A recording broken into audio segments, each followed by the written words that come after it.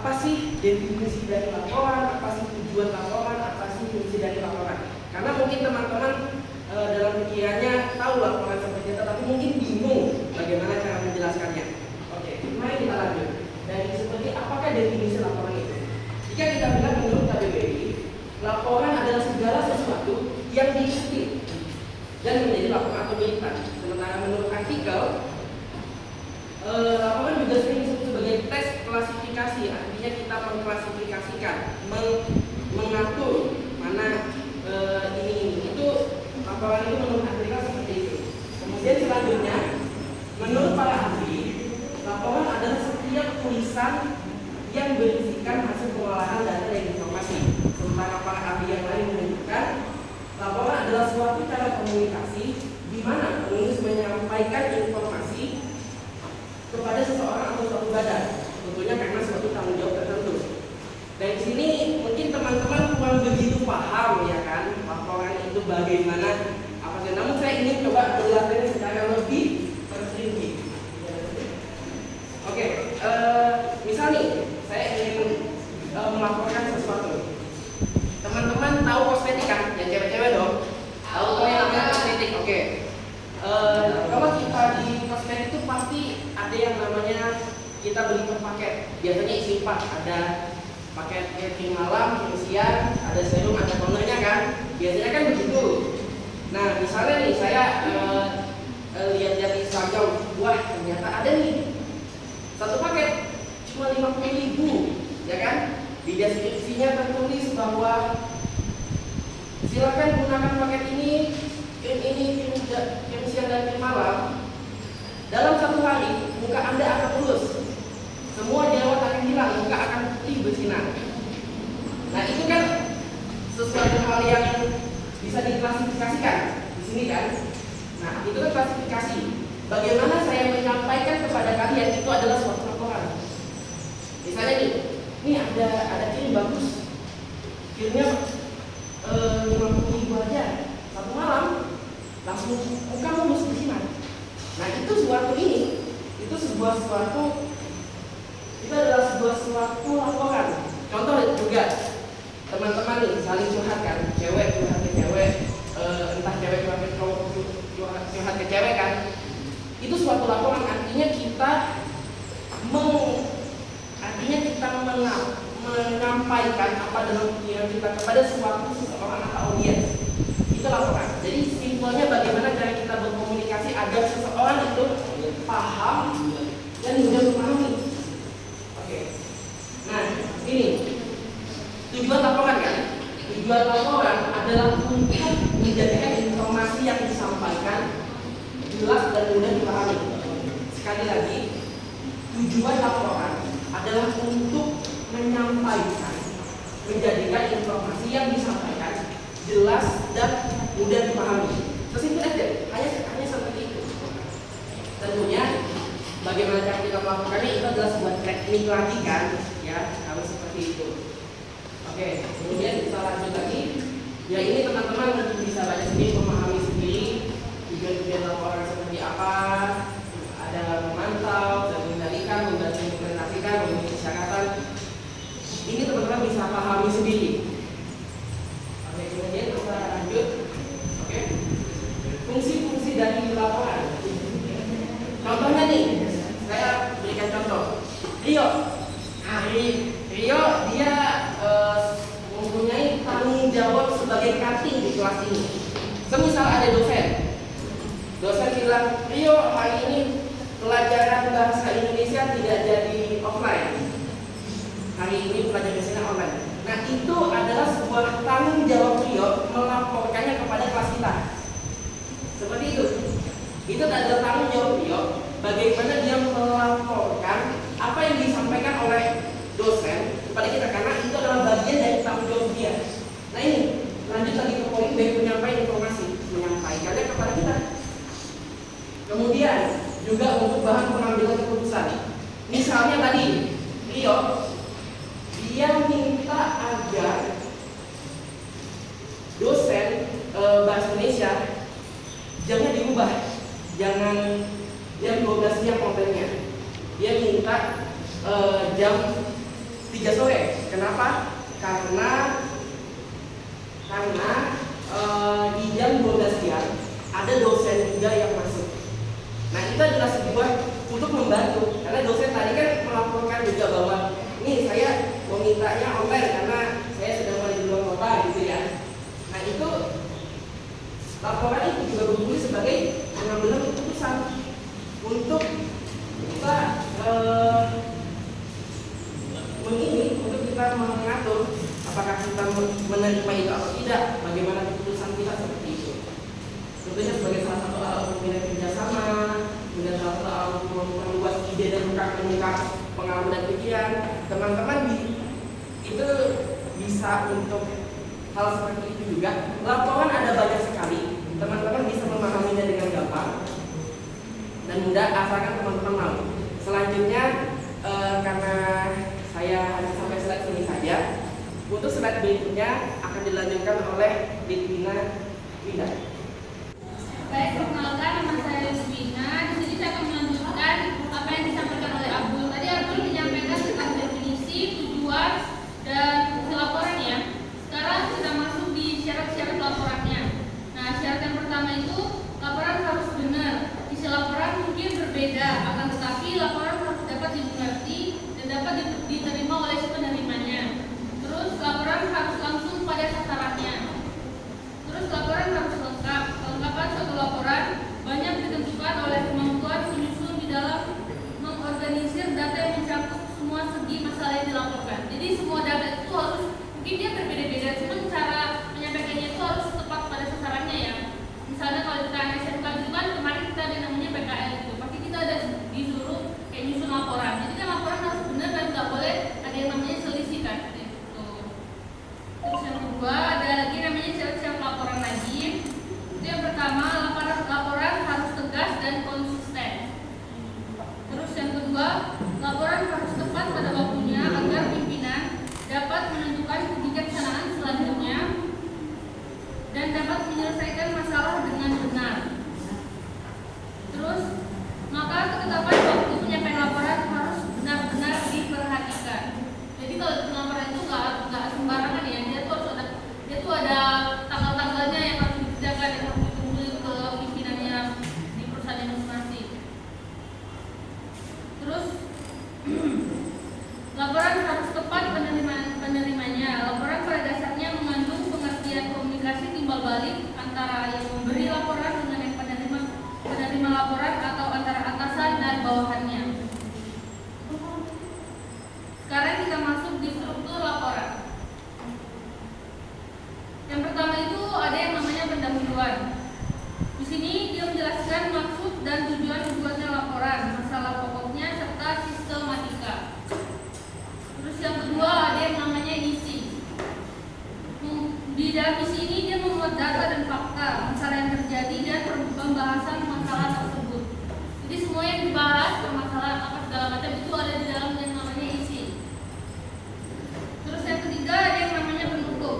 Kalau di bagian penutup ini biasanya berisi kesimpulan dan saran yang ditujukan kepada pembaca. Jadi lebih ke kesimpulan yang diambil dari atas dan saran untuk si pembacanya itu seperti apa. Terus kita masuk di dalam hambatan penyusunan laporan.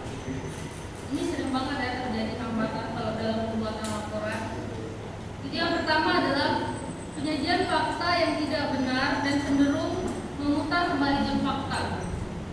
Kalau bahasa kasarnya pencitraan itu.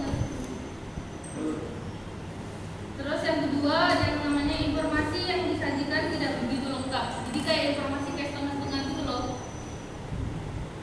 Kalau bahasa gaul itu kabar buruk. Terus yang ketiga itu ada namanya organisasinya besar dan rumit untuk dibikin laporan. Terus selanjutnya itu kepala perpustakaan kurang menghargai pendapat bawahan.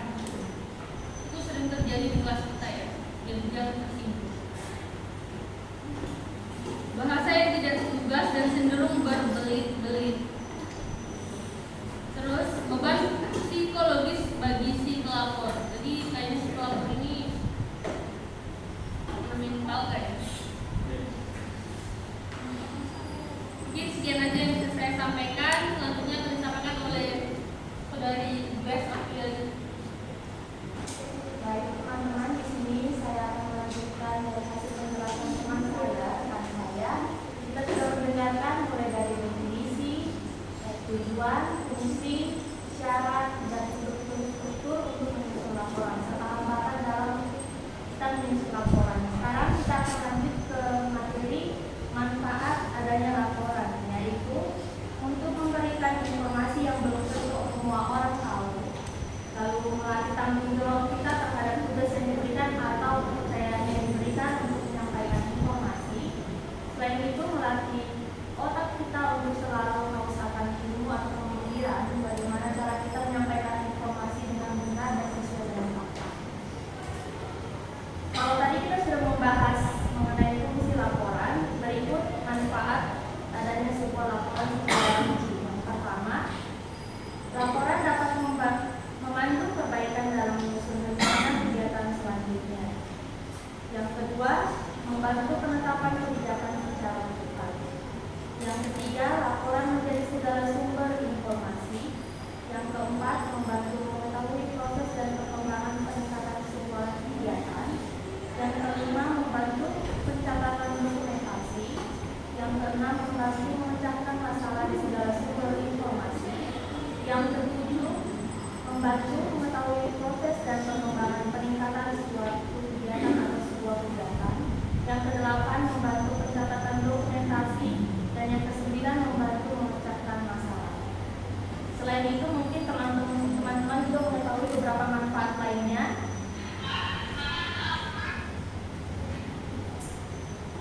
Setelah mengetahui manfaat-manfaat lainnya, kita akan masuk ke dalam jenis-jenis laporan. Kami di sini menyimpulkan ada 5 jenis dalam laporan, yaitu laporan berdasarkan sifat, laporan berdasarkan waktu, laporan berdasarkan penyampaian, laporan berdasarkan bentuk, dan laporan berdasarkan umum. Di jenis-jenis laporan ini akan dilanjutkan oleh pemateri atau rekan saya, Francis. Terima kasih. Baik, saya akan melanjutkan materi jenis laporan. Yang pertama adalah laporan berdasarkan sifat.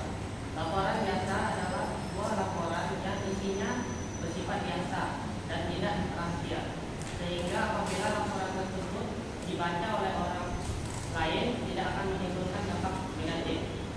Laporan penting itu tentunya sebuah laporan yang isinya berisi hal-hal penting dan bersifat rahasia, sehingga laporan jenis ini hanya boleh dilihat oleh orang-orang tertentu saja dan menjadi tujuan laporan tersebut. Selanjutnya, laporan berdasarkan waktu. Laporan digital yaitu sebuah laporan yang dibuat jika dibutuhkan. Laporan berkala adalah sebuah laporan yang disusun secara rutin dan periodik dan jangka waktu tertentu. Selanjutnya, laporan berdasarkan penyampaian. Laporan lisan adalah sebuah laporan yang menyampaikan secara lisan dan secara langsung. Laporan tertulis adalah sebuah laporan yang disampaikan secara tertulis, seperti memo, surat, dan naskah. Laporan virtual adalah sebuah laporan yang disampaikan melalui penglihatan, contohnya laporan virtual. Laporan berdasarkan penyampaian. Laporan lisan adalah sebuah laporan yang disampaikan secara lisan dan secara langsung. Laporan tertulis adalah sebuah laporan yang disampaikan secara tertulis, seperti memo, surat, dan naskah. Laporan virtual adalah sebuah laporan yang disampaikan melalui penglihatan, contohnya laporan virtual yaitu laporan melalui media, PowerPoint, dan presentasi. Berikutnya akan disampaikan oleh rekan saya. Baik, di sini saya akan melanjutkan materi yang diberikan oleh rekan saya. Laporan berdasarkan bentuk. Yang pertama itu laporan berbentuk memo adalah laporan yang ditulis menggunakan memo. Karena berbentuk memo isi laporan tentu sangat pendek. Biasanya laporan ini digunakan untuk kepentingan internal dan dilakukan antar pemimpin atau pejabat. Terus yang kedua, laporan berbentuk surat adalah sebuah laporan yang dibuat secara tertulis dalam bentuk surat.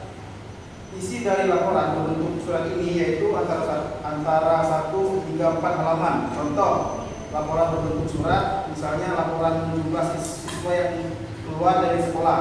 Terus yang ketiga itu laporan berbentuk naskah. Laporan berbentuk naskah adalah sebuah laporan yang disampaikan dalam bentuk naskah, baik itu dalam bentuk naskah pendek ataupun panjang. Contoh laporan tersebut berbentuk naskah yaitu notelen, rapat atau laporan kegiatan kepanitiaan. Terus laporan berdasarkan isinya. Yang pertama itu laporan informasi adalah sebuah laporan yang hanya berisi informasi. Yang kedua, laporan analisis adalah sebuah laporan yang berisi tentang hasil analisis secara mendalam. Yang ketiga itu laporan kelayakan adalah laporan yang isi laporannya berisi tentang hasil pemilihan mana yang terbaik atau sebagai penentuan kelayakan. Terus yang ketiga, laporan pertanggungjawaban. Laporan pertanggungjawaban adalah laporan yang isinya tentang tanggung jawab atau tugas seseorang maupun kelompok kepada atasan yang memberikan penugasan tersebut.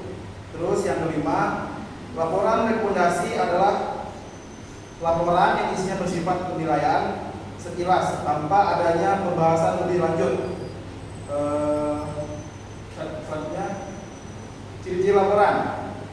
Yang pertama, ringkasan. Sebuah laporan harus, laporan juga harus, laporan yang ditulis secara sistematis, laporan harus berorientasi pada laporan yang dapat dilihat oleh kelayak umum. Langkah-langkah penyusunan laporan. Yang pertama, memiliki topik. Yang kedua, melakukan penelitian atau kegiatan. Yang ketiga, buat kerangka laporan. Yang keempat, memulai menulis laporan. Yang kelima, menyuntik laporan. Sekian dari presentasi kami. Terima kasih. Saya izin bertanya. Perkenalkan, nama saya Ahmad Zidan bin Nafan dari kelompok 1. Saya izin bertanya tentang apakah argumentasi itu terdapat di dalam sebuah laporan menurut kalian? Jadi itu pertanyaan dari saya. Demikian, terima kasih. Izin bertanya, perkenalkan nama saya Gergita Purna Febriati, perwakilan dari kelompok 4. Di sini saya akan bertanya hal-hal apa saja yang harus diperhatikan dalam membuat laporan. Itu aja. Sekian dan terima kasih. Baik, saya bertanya. Saya Florentina Karina Bewo dari kelompok 3. Saya ingin bertanya, apa yang dimaksud dengan laporan berorientasi? Terima kasih. Baik, saya akan menjawab pertanyaan dari teman saya, Zidan, perwakilan dari kelompok 1. Pertanyaannya, apakah argumentasi itu terdapat dalam sebuah laporan? Jawabannya ialah ya, sebab argumentasi itu bukan dalam suatu laporan dan wajib ada di laporan. Karena argumen itu berisi tentang pendapat atau pendekatan penulis terhadap pendengar berdasarkan dari hasil apa yang dia lihat. Biasanya argumentasi ini sangat penting berada di laporan analisis, evaluasi, dan rekomendasi. Jadi argumentasi ini kemudian dibangun dengan menggunakan bahan-bahan seperti fakta, angka, atau bukti-bukti lain yang relevan dengan topik yang dibahas. Jadi agar adanya argumentasi ini agar laporan tersebut dapat diterima oleh pendengar secara logis. Bisa. Terima kasih. Saya punya pertanyaan dari kita. Hal-hal apa saja yang perlu diperhatikan dalam membuat laporan? Yang pertama adalah laporan yang dibuat dengan cermat. Laporan harus mengandung kebenaran dan objektivitas. Yang ketiga, laporan harus lengkap. Keempat, laporan harus tegas dan konsisten. Yang kelima, laporan harus langsung mengenai acara. Yang keenam, laporan disampaikan kepada orang dan tepat. Yang ketujuh, laporan sebaiknya disertai syarat-syarat. Apakah bisa diterima atau tidak?